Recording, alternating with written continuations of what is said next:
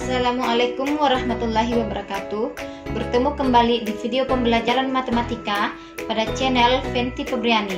Jangan lupa tekan tombol like, subscribe, dan share ya. Bismillahirrahmanirrahim. Pada video kali ini kita akan membahas letak benda pada koordinat kartesius, membaca dan menuliskan letak titik atau benda pada sistem koordinat kartesius. Pada video materi awal koordinat kartesius, kita sudah membahas tentang apa itu sistem koordinat kartesius. Sistem koordinat kartesius yaitu sistem yang digunakan untuk menentukan letak titik atau posisi suatu benda atau suatu objek pada grafik dengan menggunakan dua sumbu atau dua garis yang saling tegak lurus. Jadi, sistem koordinat kartesius itu merupakan suatu sistem yang digunakan untuk menentukan letak atau posisi suatu titik atau suatu benda atau suatu objek pada grafik. Jadi, grafik ini berupa perpotongan dua garis yang saling tegak lurus yang dinyatakan dengan pasangan dua bilangan yang merupakan pasangan koordinat X dan koordinat Y yang secara sederhana kita tulis seperti ini. X, Y. Jadi nih ingat nokta untuk titik koordinat. Misal titik koordinat A, X, Y berarti A dalam kurung X, Y. Titik koordinat hotel X, Y. Jadi hotel dalam kurung X, Y. Jadi nama titik baru koordinatnya.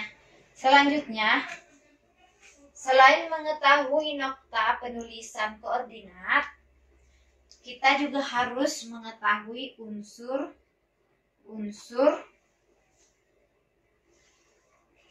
yang terdapat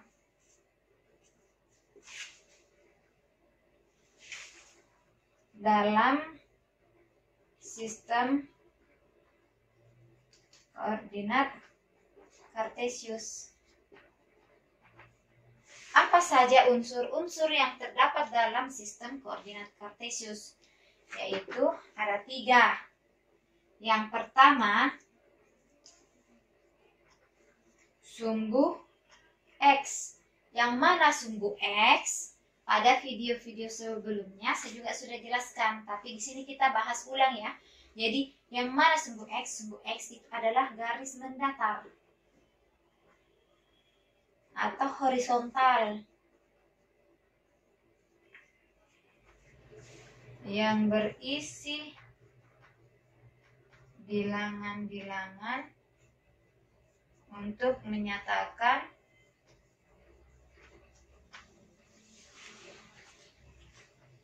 letak benda. Selanjutnya, unsur yang terdapat dalam sistem koordinat kartesius yang selanjutnya adalah sumbu Y. Yang mana itu sumbu Y? Sumbu Y yaitu yang garis vertikal. Garis vertikal atau yang tegak. Nah, yang berdiri tegak itu. Garis vertikal atau yang tegak yang juga berisi bilangan.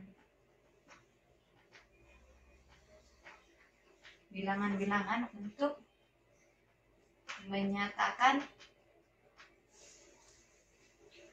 letak benda. Dan unsur yang terakhir yang terdapat dalam sistem koordinat kartesius yaitu adalah yang ketiga, pangkal koordinat. Pangkal koordinat dalam kurung 0,0. Apa ini pangkal koordinat? Pangkal koordinat ini merupakan titik acuan. Apalagi nama lainnya titik acuan, yaitu titik asal. Yang juga merupakan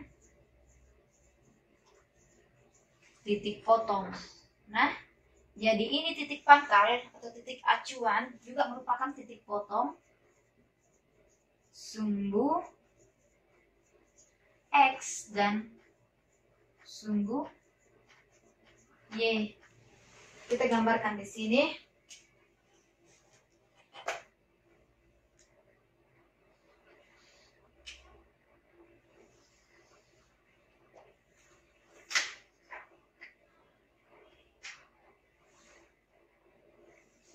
Biar kecil saja.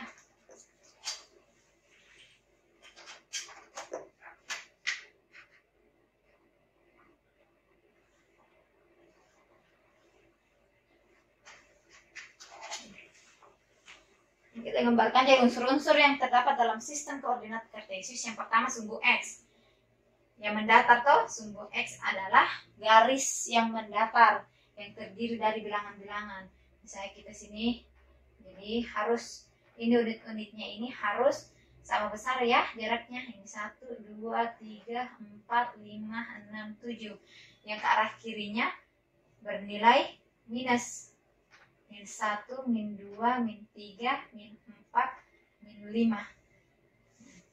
Ini adalah sumbu X. Jadi sumbu X itu adalah garis mendatar. Selanjutnya sumbu Y. Sumbu Y adalah garis tegak. Garis tegak yang berisi bilangan-bilangan untuk menyatakan letak benda. Jadi kita juga kasih sini. Sini 1, 2, 3, 4. Sini min 1, min 2, min 3. Kita lanjut ke bawah supaya sama 4, min 4. Jadi semua bilangan-bilangannya yang dimaksud untuk menyatakan letak benda. Selanjutnya unsur yang terakhir adalah pangkal koordinat. Pangkal koordinat yang dimaksud adalah yang ini. Ini pangkal koordinat. Jadi ini titiknya ini, titik pangkal ini adalah 0,0. Titik pangkal merupakan perpotongan sumbu X dan sumbu Y. Jadi titik pangkal ini biasa disebut juga dengan titik acuan. Selain titik acuan disebut juga dengan titik asal. Apa simbol yang biasa digunakan untuk titik acuan atau titik pangkal pada sistem koordinat kartesius adalah O. Jadi ini O bukan 0. Jadi dia biasa disimbolkan dengan O dalam kurung 0,0. Setelah kita membahas unsur-unsur pada sistem koordinat kartesius, sekarang kita akan membahas bagaimana cara membaca dan menuliskan letak titik atau benda pada sistem koordinat kartesius. Pada papan tulis sudah saya gambarkan grafik atau diagram kartesius, di mana diagram kartesius ini terbentuk oleh sumbu X dan sumbu Y. Pada grafik diketahui titik A, titik B, titik C, dan titik D. Kita mau cari titik A berapa, titik B juga berapa, titik C berapa, dan titik D berapa titik koordinatnya semua. Sebelum kita membahas lanjut tentang ini, perhatikan grafik koordinat kartesius yang kecil ini. Sumbu X, sumbu Y. Perpotongan antara sumbu X dan sumbu Y disebut dengan titik O, titik acuan O, yaitu 0,0. Selanjutnya, pada grafik koordinat kartesius yang kecil ini, kita akan membahas mengenai arah gerak pada sumbu X dan sumbu Y. Jika bergerak ke arah kanan, maka X-nya bertanda positif. Jika bergerak ke arah kiri, maka X-nya bertanda minus atau negatif. Terus sumbu Y. Jika bergerak ke atas, maka Y-nya bertanda positif. Jika bergerak ke bawah, maka Y-nya bertanda negatif. Lanjut pada grafik atau diagram kartesius yang besar. Untuk memudahkan kita membaca dan menuliskan letak titik-titik A, B, C, dan D pada sistem koordinat kartesius, maka Ibu sudah membuat tabel seperti ini. Tabel, kolom pertama pada tabel berupa nama titik. Jadi kita akan isi di sini di bawah nama titik. Nama titik yang pertama kita urutkan berdasarkan abjad. Nama titik yang pertama adalah titik A. Selanjutnya titik yang kedua titik B. Lanjut lagi titik ketiga titik C, dan titik yang terakhir adalah titik D. Kolom yang selanjutnya berisi tentang posisi titik terhadap titik acuan O. Titik acuan O yaitu ini. Jadi di sini ada titik acuan O. Jadi titik acuan O ini adalah pangkal koordinatnya. Di sini kita tulis O, pangkal koordinat atau titik perpotongan antara sumbu X dan sumbu Y. Ya, jadi kita pakai titik acuan O 0,0. Keterangan dan koordinat. Keterangan di sini maksudnya adalah arah X dan Y-nya. Yang pertama, kita mau membaca dan menuliskan letak titik A pada sistem koordinat kartesius yang ada dalam diagram kartesius ini. Jadi A. Yang pertama-tama kita buat dulu garis putus-putusnya seperti biasa. Jadi dari titik koordinat A ke sumbu X kita hubungkan pakai garis putus-putus tegak lurus terhadap sumbu X, dan dia jatuhnya di 5. Selanjutnya ke sumbu Y. Kita tarik juga garis putus-putus dari titik A ke sumbu Y. Setelah didapat seperti ini, baru kita perhatikan arahnya dari titik acuan O. Arah untuk sumbu X. Jadi kita perhatikan dulu sumbu X-nya. Selamanya kita menghitung dari titik O. Jika titik acuannya adalah O 0,0, jadi kita menghitung dari sini. Menghitungnya sampai mana? Sampai pada titik ini. Titik jatuhnya titik A. Jadi kita menghitung pertama. Berapa langkah? 1, 2, 3, 4, 5. Jadi 5 langkah ke arah mana? Perhatikan arahnya. Dia ternyata ke arah kanan. Jadi 5 langkah ke kanan.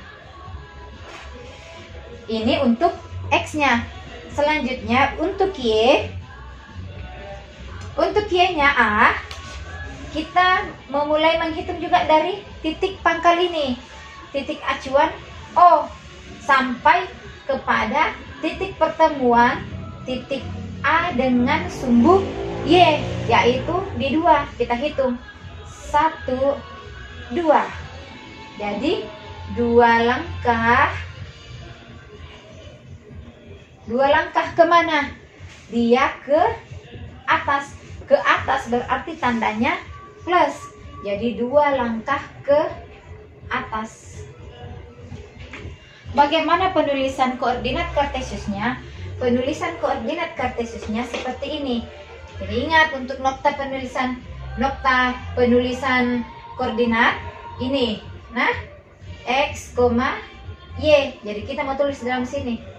X-nya berapa? X-nya yang di atas. Kan selamanya kita harus menghitung mulai dari X. Di atas 5 langkah ke kanan. Karena dia ke kanan, maka tandanya plus. Jadi kita tulis di sini 5,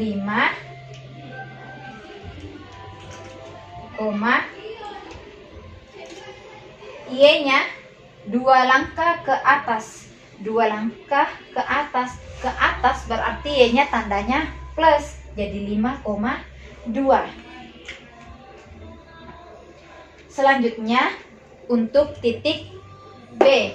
Titik B kita perhatikan. Jadi kita cek dulu dari titik B ke arah sumbu X. Jadi kita bikinkan dulu titik putus-putus dari titik B ke sumbu X ini. Ternyata titik B ini jatuh pada nilai X min 3. Selanjutnya, untuk mengetahui berapa langkah dari titik acuan ke titik pertemuan B dengan sumbu X, kita kasih melangkah dari 1, 2, 3. Jadi 3 langkah. Kita pakai tinta merah kalau yang untuk X. 3 langkah ke arah mana? Ke arah dia sini, kiri. Jadi 3 langkah ke kiri. Selanjutnya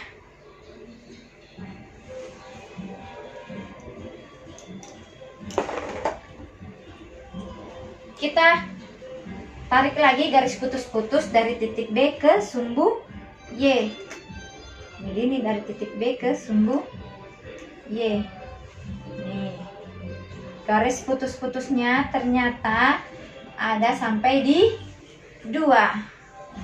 Jadi berapa langkah lagi dari titik acuan ke titik 2? Yaitu kita melangkah. Titik acuan ini 1, 2. Jadi 2 langkah kemana? Ke atas. Jadi ke atas. Sekarang kita mau tuliskan koordinatnya. Cara menuliskan koordinatnya selamanya sama. Jadi perhatikan dulu ya X-nya. X-nya 3 langkah ke kiri. Kita tulis dulu 3. Kita tulis dulu 3. Terus perhatikan tandanya apa? Ke kiri. Ke kiri berarti kalau X ke arah kiri berarti tandanya adalah minus. Makanya di sini tandanya minus.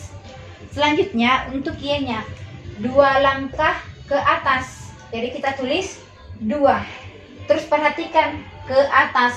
Arah ke atas berarti Y-nya tandanya positif. Jadi didapat koordinatnya min 3,2. Lanjut lagi untuk titik C. Titik C langkah kerjanya juga sama. Jadi langkah kerjanya yaitu kita buat garis putus-putus dari titik C ke sumbu X. Jadi ini ternyata dia sampai di min 5. Jadi kita sekarang hitung dari titik acuan ke min 5. Kita melangkah berapa kali ini titik acuan? 1, 2, 3, 4, 5. Ternyata melangkah 5 kali. Kita pakai tinta merah yang untuk X-nya. 5 langkah. 5 langkah ke arah mana tadi? 5 langkah ke arah kiri. Kan kita melangkah tadi 1, 2, 3, 4, 5. Dari titik acuan ke min 5 itu berarti melangkah ke kiri. Kita melangkah ke kiri. Selanjutnya lanjut lagi untuk titik C. Dari titik koordinat C ke sumbu Y kita hubungkan pakai garis putus-putus. Dan ternyata sampai di titik ini min 3. Jadi lanjut kita hitung dari titik acuan 0,0 bergerak sebanyak 1, 2, 3. Bergerak sebanyak 3 kali sampai di titik min 3. Kenapa sampai min 3? Karena ini titik garis putus-putusnya sampai di min 3. Kita bukan sampai min 4, karena garis putus-putusnya bukan di min 4. Jadi kita menghitung langkahnya sampai dengan pertemuan titik C dengan sumbu Y. Jadi kita menghitungnya cuma sampai min 3, yaitu 1, 2, 3. Jadi di sini adalah 3 langkah. 3 langkah ke arah mana? 3 langkah ke bawah. Kita kan bergerak ke bawah. Jadi ke bawah.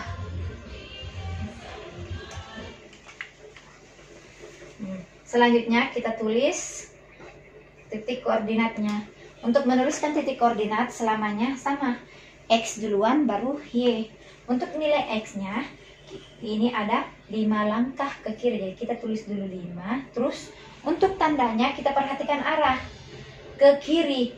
Ke kiri berarti tandanya adalah minus. Jadi kita tambah di sini di depannya minus.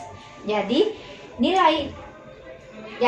titik koordinat X itu adalah min 5. Selanjutnya untuk Y-nya 3 langkah ke bawah. Kita tulis dulu 3. Terus perhatikan ke bawah. Tanda untuk Y bergerak ke bawah dia adalah minus. Makanya di sini juga kita kasih minus. Jadi titik koordinat untuk titik C adalah min 5, min 3. Selanjutnya untuk titik keempat. Titik keempat caranya juga sama. Kita hubungkan dulu titik yang ini dengan sumbu X.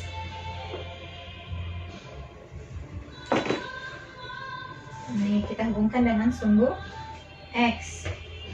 Nih, satu.